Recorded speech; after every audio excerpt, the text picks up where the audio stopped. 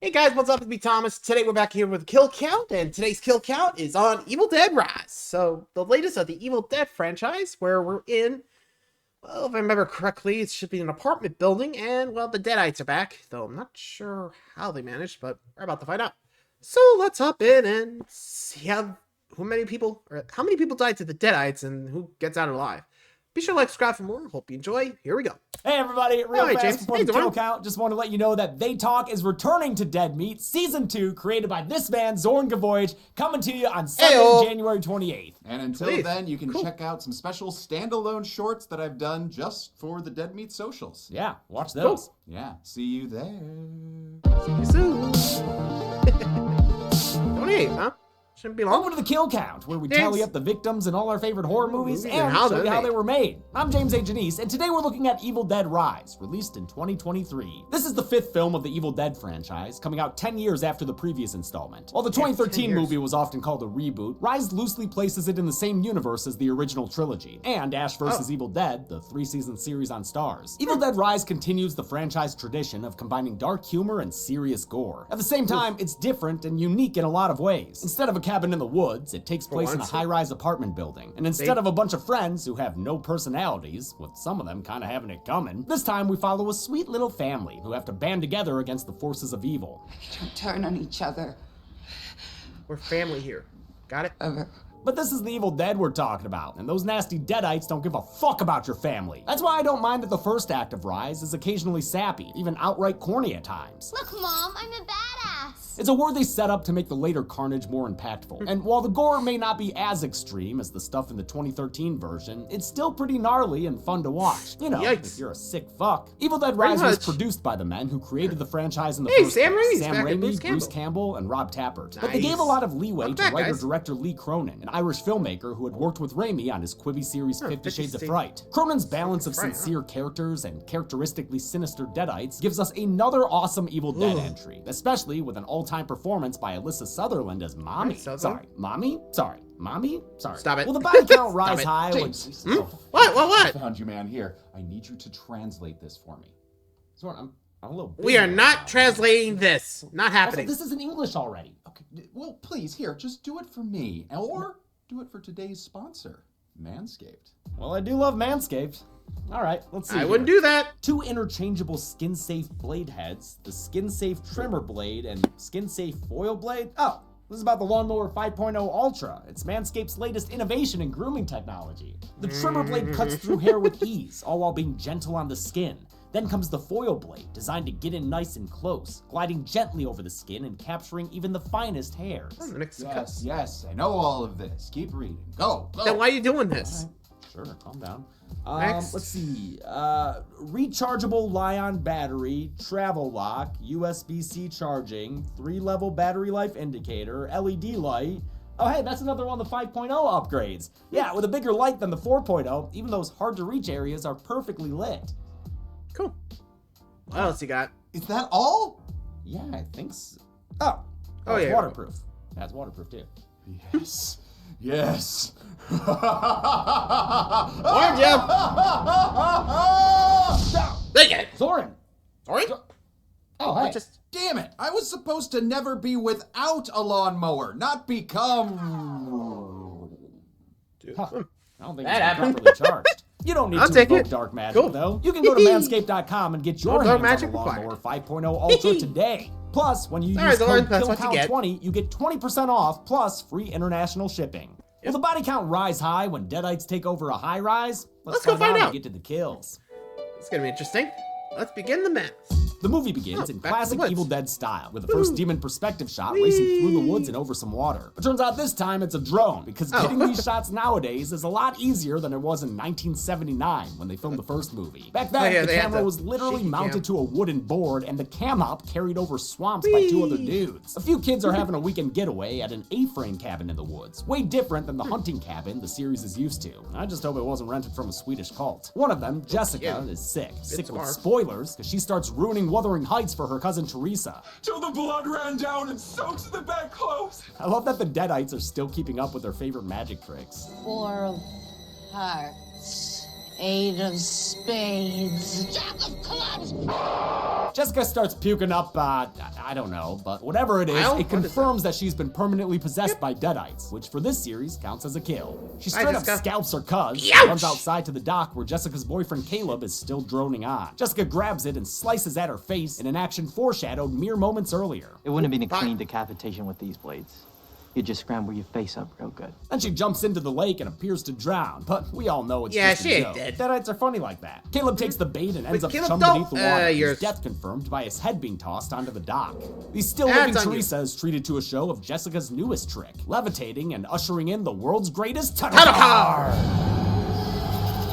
Damn. Seriously, they don't get better than this. Fuck yeah! The rest of the movie takes... I mean, to be fair, that is pretty dope. Like, the fact is just like, just the title card back there.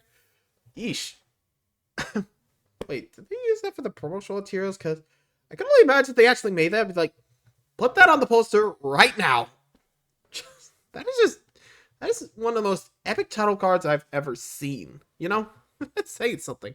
Anyway, time for the high rise. Takes place one day earlier in a Los Angeles high-rise shot in a way that reminds me of the one from Child's Play. The place is about to be torn down in a month, so there are only a few residents still living there. Among them is Ellie Bixler, a struggling mother whose husband recently left the family. She works as a tattoo artist to provide for her 3 kids. Bridget, the oldest, is a budding activist who doesn't want to join neighbor boys Jake and Scott for their Nightmare on Elm Street marathon. Moms on nights and we're watching all the Freddy movies in a row. Even the shitty ones. There aren't any shitty ones. Well, one, that is absolutely not true, unless maybe they're not counting the remake. But also, this continues the long line of Raimi and Wes Craven references in each other's films. It started with a torn poster for The Hills Have Eyes in the original Evil Dead, continued with a scene from The Evil Dead playing in the original Nightmare on Elm Street, and was followed up with a Freddy glove in the Evil Dead 2 Workshed. Middle kid Danny is an aspiring DJ who you know is cool because he's blaring LCD sound system. Got this place sounding like my college party house. And finally, the youngest, Cassie, is a cutesy, precocious, artsy type whose latest macabre creation is Staffany,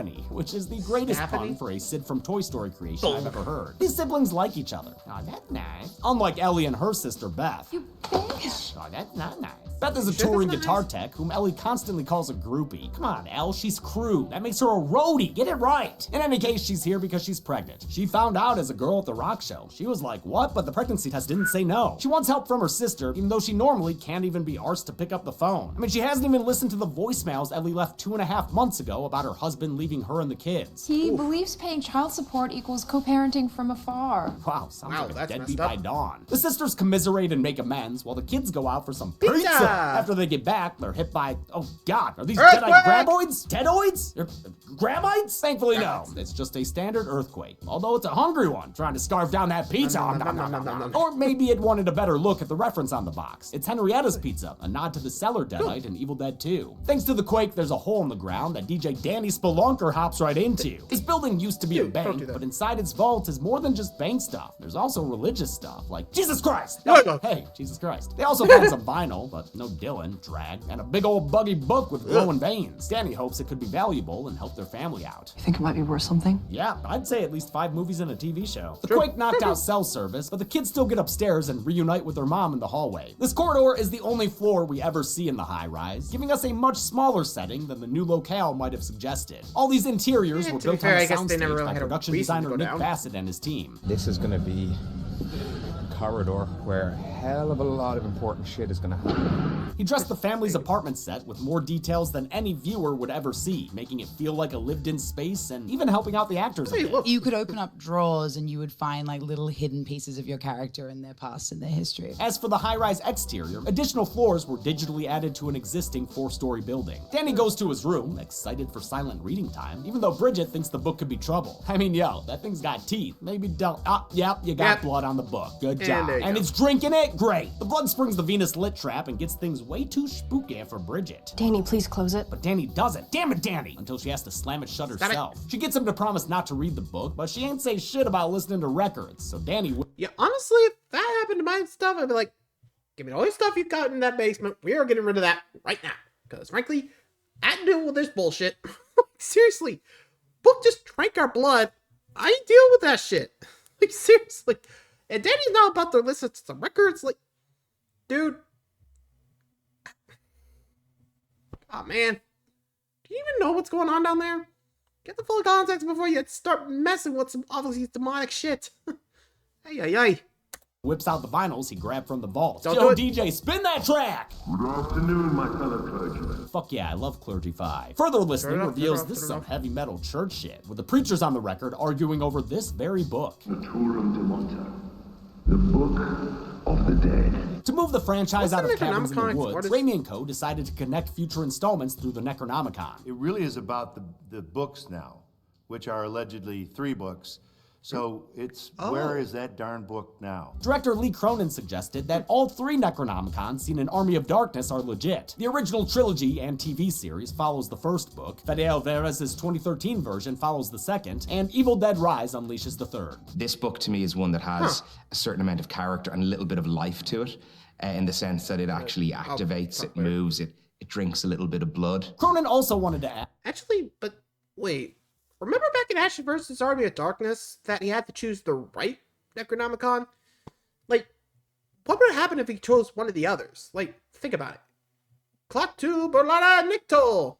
And he chose the wrong one.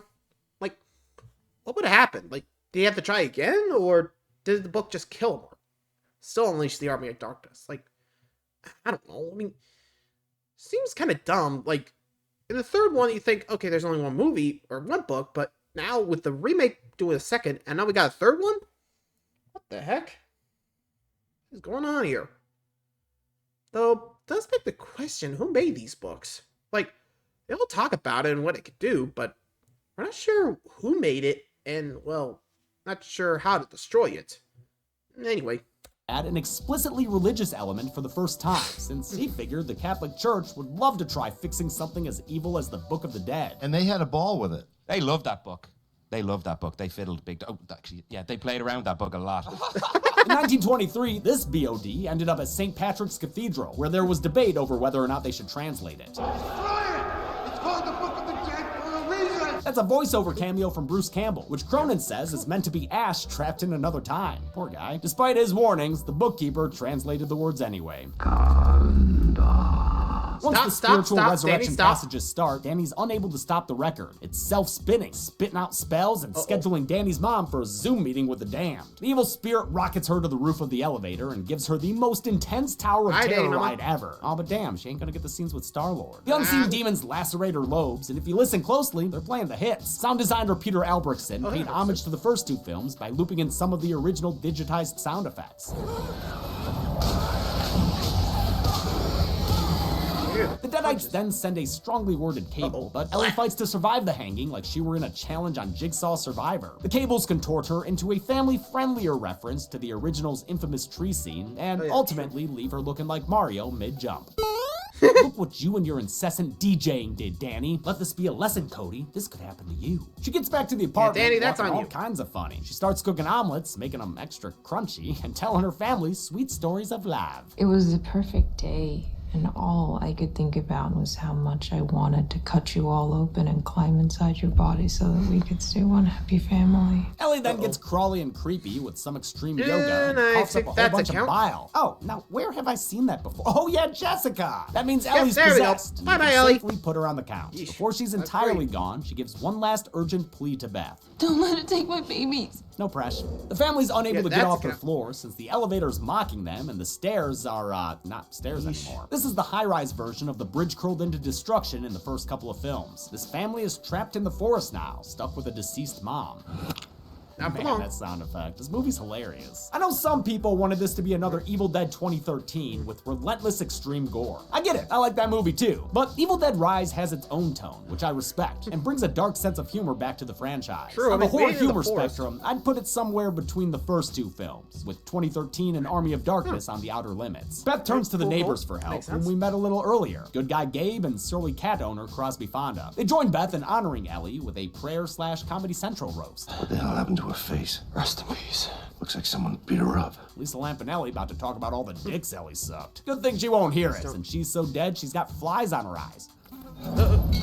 Oh Oh shit, never mind. Ellie's suddenly awake with a fever, and the only prescription is more bathtub. Too bad tubby time gets her tripping so bad she starts Spider-Man onto the ceiling. Then she lets out a scream so loud it violates everyone's security deposit. Once she finally cools off, Ellie's able to use her words like a big demon. Mommy's with the maggots now. Ellie is played by Alyssa Sutherland, a former model who brings an incredible physicality to the film's central Deadite. The mastery she has over her body gives us what is possibly the best Deadite-possessed performance of the entire franchise. It took 2.5 hours every morning for makeup and prosthetics supervisor Luke Pulte to turn her into a Deadite, but she developed the portrayal much earlier in her quarantine hotel room, using the best and most unlikely inspiration. I watched The Mask, Jim Carrey and The Mask. I sort of added a little... Really? The Mask? A little... Okay.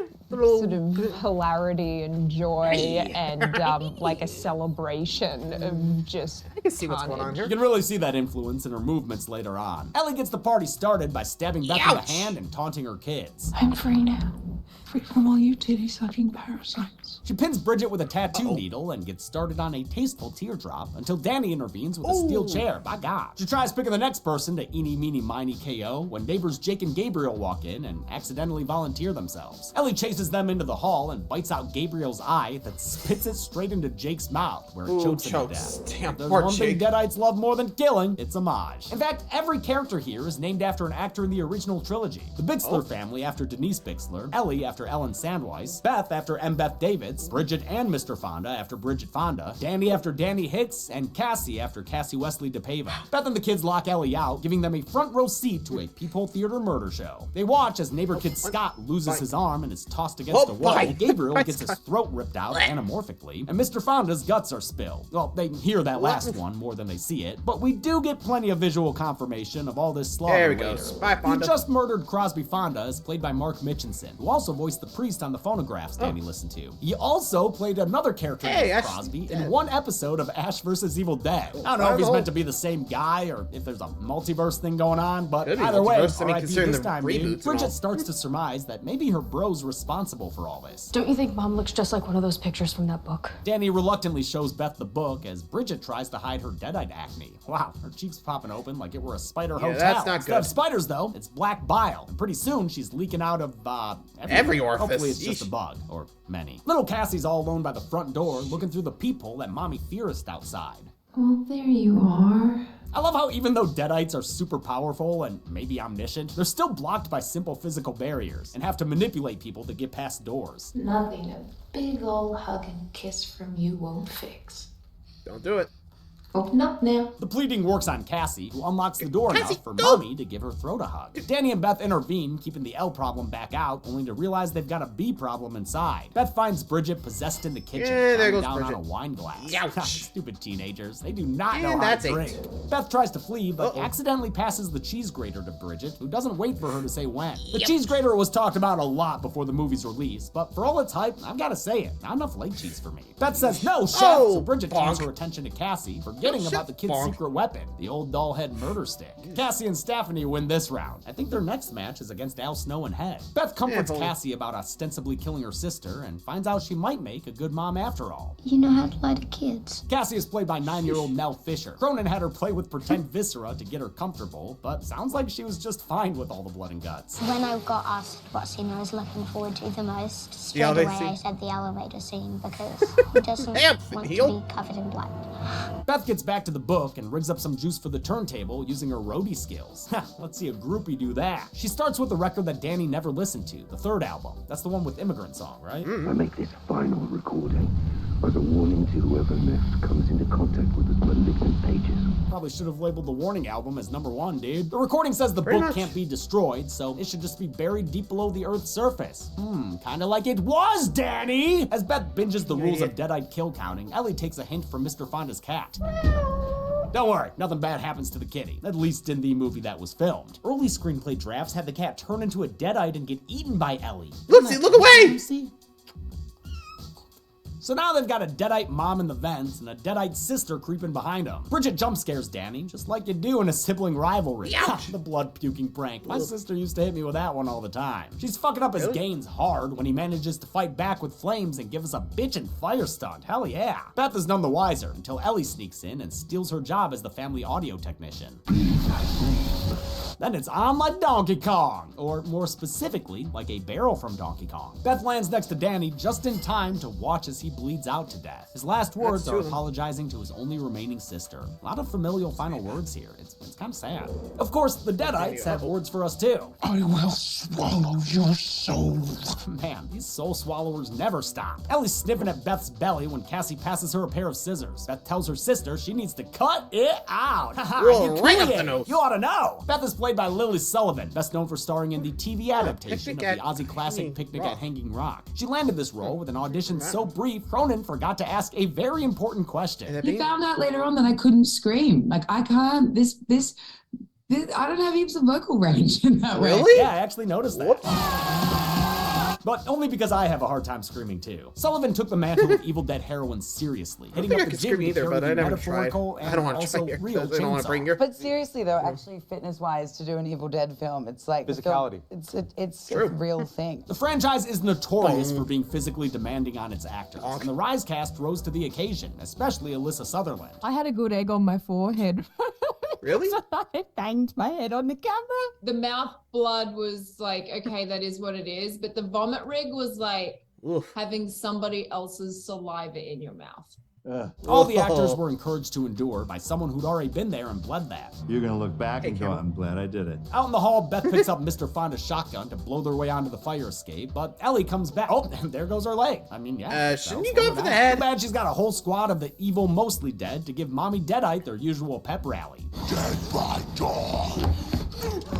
Come on. They've had thousands of years. You'd think they'd come up with a couple more slogans by now. Cassie grabs the keys and Beth grabs the Cassie, taking refuge in the elevator, which is unfortunately out of order. Like, you know, really out of order. As the elevator starts to fill way past its blood limit, the rest of the fam starts a violent cuddle pile. They shunt themselves together into a hideous amalgamation foretold by the Necronomicon. The Marauder. Beth is up to her neck in blood when the Marauder comes maraudering, but the added weight causes the elevator to break. Capacity limits are no joke, folks. Then we cut to this shot, and I'm like, okay, I guess we're doing this, huh? Yep, there it is. There we go. But at least this shining reference relishes in the blood spill. They used a lot of blood, and they're ensuring we see it all from every possible angle. This stunt was only filmed a single time with multiple cameras, since it would have taken 8 hours to clean and reset for a second take. It's the most obvious of many reasons production built showers on set to keep the actors from getting too sticky to move. With their fall cushioned by most of the 6,500 liters of blood used for this movie, Beth and Cassie hurry to the family truckster, and in a refreshing twist, the engine starts just fine. Too bad the garage door takes forever, and the Marauder is here to capitalize. Evil Dead Rise was shot in order and hit with an 8-week COVID shutdown early in this sequence. The pause allowed Cronin and the effects team to rethink his many-headed monster of a metaphor. At a deeper level with this movie, well, I guess it's thanks the COVID worst for that version one, I of film guess. you could imagine. Depending on the shot, the Marauder used a physical suit occupied by multiple actors contorting in unison, or each actor shot separately with motion-synced cameras, which were then combined in post. Whatever the method, it was a gamble on a relatively meager $19 million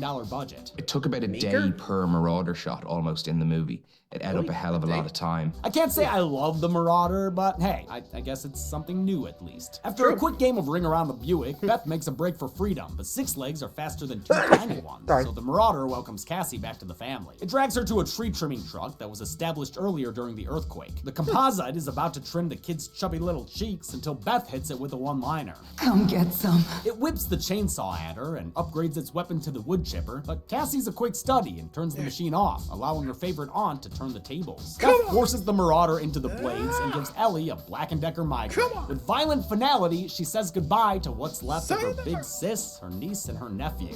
Beth takes Cassie hand and saw and triumphantly walks, to a hotel, I guess? But don't forget, this movie took place 1 day before that cold opening, which is why back in the garage, we see the ill-fated Jessica talking to her cousin about their cabin trip. She doesn't notice the liquid ton of blood lying around until it's too late, and Hell's camera operators claims another soul. I stayed up all night counting these kills, so let's see how many I got when I was dead meat by dawn. And you know where we're going for that.